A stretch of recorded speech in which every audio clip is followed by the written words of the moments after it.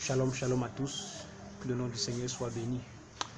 D'abord, je tiens à m'excuser pour la qualité des vidéos, parce que je fais les vidéos directement au travers de mon téléphone, et parfois les vidéos de 5 minutes vont jusqu'à 150 mégas.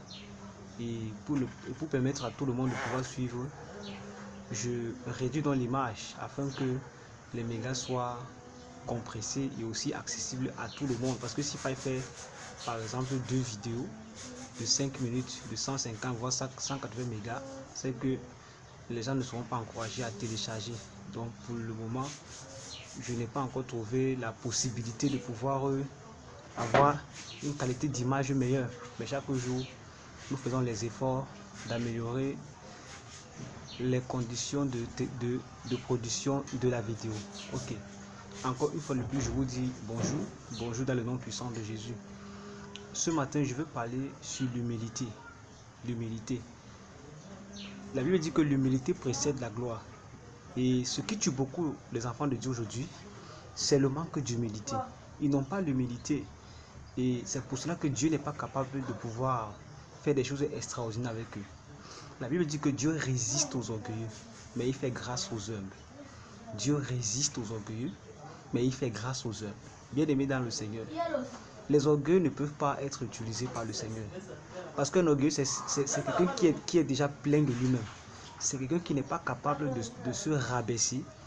Ou bien c'est quelqu'un qui n'est pas capable d'accepter d'être repris, comment on dit ça, d'être repris, d'être dirigé par d'autres personnes. Et c'est comme ça que beaucoup de chrétiens sont aujourd'hui. Beaucoup de chrétiens se disent que non, moi j'ai le Saint-Esprit, je n'ai pas besoin qu'un pasteur me dise, ou bien que quelqu'un me dise non, je fais comme je veux. En fait, le royaume des cieux, ce n'est pas cela. La Bible dit dans Philippiens chapitre 2, derrière les sentiments qui étaient en Jésus-Christ, existant en forme de Dieu, il n'a point vu son égalité avec Dieu comme une proie à arracher, mais il s'est dépouillé en prenant forme de serviteur. Bien-aimés dans le Seigneur, seuls ceux qui sont humbles sont ceux-là qui sont capables de faire des exploits avec le Seigneur. Nous avons tous nos mentalités, nous avons tous notre façon de voir la vie. Mais bien-aimé dans le Seigneur, si tu n'es pas humble, si tu ne recherches pas l'humilité, Dieu ne peut pas t'utiliser. Si tu ne recherches pas à plaire à Dieu, Dieu ne peut pas t'utiliser. Dieu utilise seulement ceux-là qui sont prêts à être humbles. Et aujourd'hui, le problème dans l'église, c'est le manque d'humilité, c'est l'orgueil. Beaucoup sont orgueilleux.